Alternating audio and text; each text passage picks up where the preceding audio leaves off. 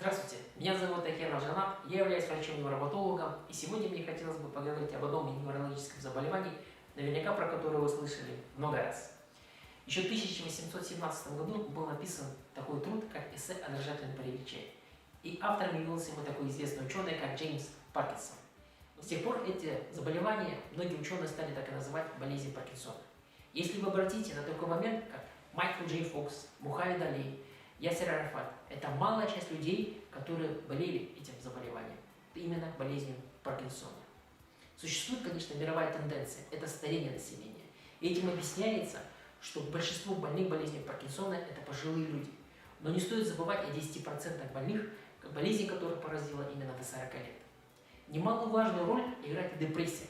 Тайваньскими учеными после изучения более 20 тысяч историй болезни был доказан такой факт, что человек, страдающий депрессией, в 3 раза чаще страдает болезнью Паркинсона. Что и мужчины, и женщины, они страдают болезнью Паркинсона одинаково. Но что характерно для мужчин, начало болезни Паркинсона связано со снижением уровня тестостерона. А это очень связано бывает и после 35 лет. Учеными были выделены 2 группы людей с повышенным риском и с низким риском. Повышенный риск – это те, которые выпивают, что интересно, 2 стакана молока в день, являются работниками, которые контактируют с пестицидами или с токсинами. А если мы до этого говорили о повышенном риске, то существуют люди и с низким риском. Что интересно, болезнью Паркинсона меньше всего страдают это заядлые курильщики. Но это не значит, что мы должны начать курить или как можно больше курить, потому что вреда от никотина гораздо больше, чем пользы. Также, что интересно, меньше всего болеют заядлые кофеманы.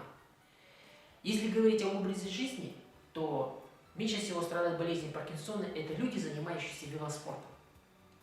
А также, что интересно, если говорить, продолжить тему о питании, то меньше всего страдают болезнью Паркинсона те, которые являются поклонниками средиземноморской диеты. И этому способствуют орехи, кроме арахиса, и оливковое масло. Но в заключение мне хотелось бы сказать, что при любом заболевании всегда обращайтесь к врачу, обращайтесь к специалистам, не занимайтесь самолечением и берегите здоровье.